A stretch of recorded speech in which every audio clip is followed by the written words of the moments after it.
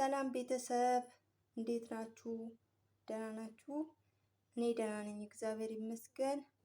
ዛሬ ቪዲዮ ከመጀመሬ በፊት ላመሰግናችሁ እወዳለሁ።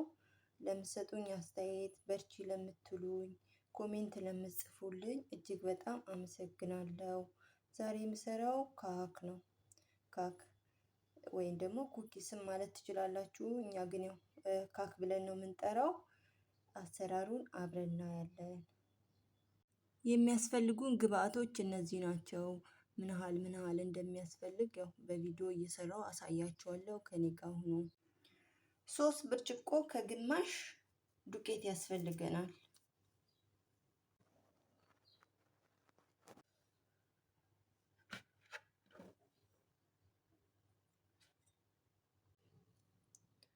እዚህ ግማሽ ላይ የበቆሎ ዱቄት ወይም ደግሞ ኮርን ፍላወር እንጨምርበታለን። እንሞላዋለን እዚህ ላይ ማለት ነው። እዚህ ግማሽ ዱቄት ላይ እንሞላዋለን።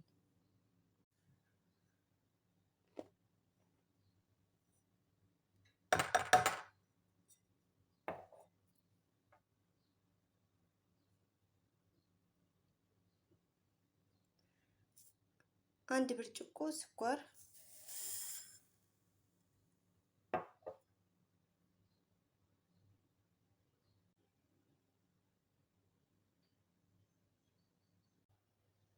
አንድ የሾርባ ማንኪያ ቤኪንግ ፓውደር ያስፈልገናል። አንድ የሾርባ ማንኪያ እናደርጋለን። ቫኒላ ነው ይሄ። በትንሿ ማንኪያ አንድ፣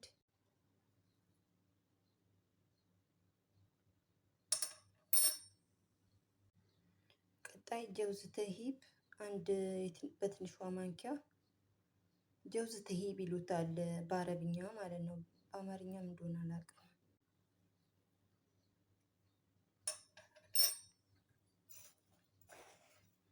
ዘይትና እንቁላል ከማድረጋችን በፊት እንቀያይጠዋለን። ከስኳሩ ዱቄቱ አንድ ላይ እንዲቀያየጥ በደንብ መቀያየጥ አለበት።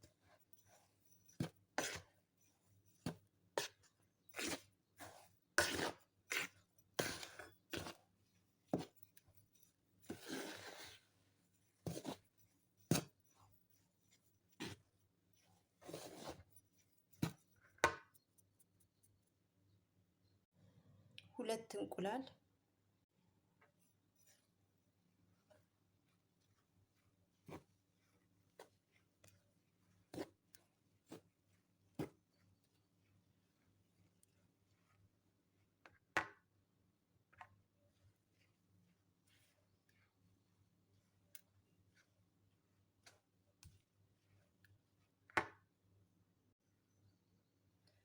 በውሃ ብርጭቆ ከወገቡ አለፍ ያለ ዘይት ያስፈልገናል።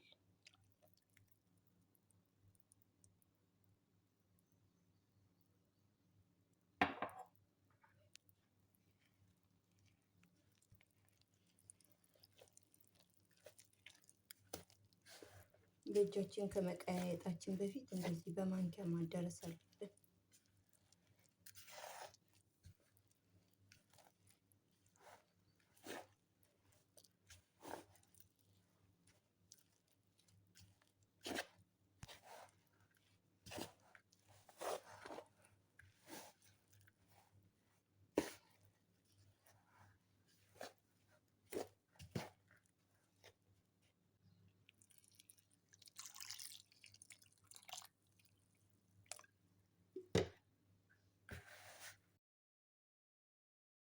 አብኩቼዋለሁ።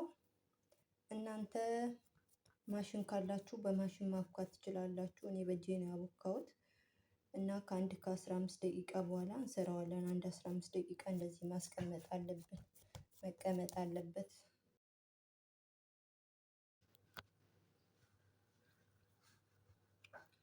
ወደ አሰራሩ እንገባለን። አሰራሩ ሊጣችንን ነው እንደዚህ ካድቦለቦልን በኋላ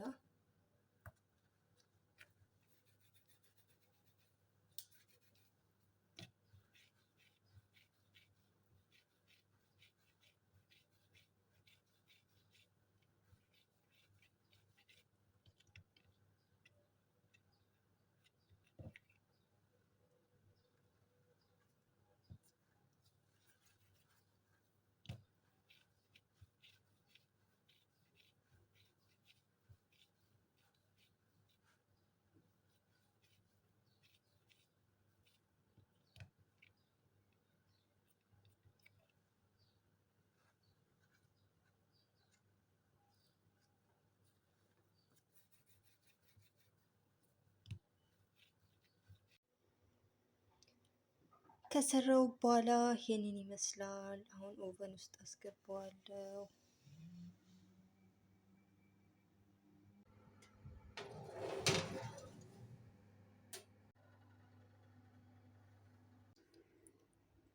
ከበሰለ በኋላ ይሄንን ይመስላል ቤተሰብ። እናንተም በቤት ውስጥ ስሩና ሞክሩት። በጣም ቀላል ነው። ጠዋት ጠዋት ከሻይ ጋርና ከቡና ጋር ይበላል።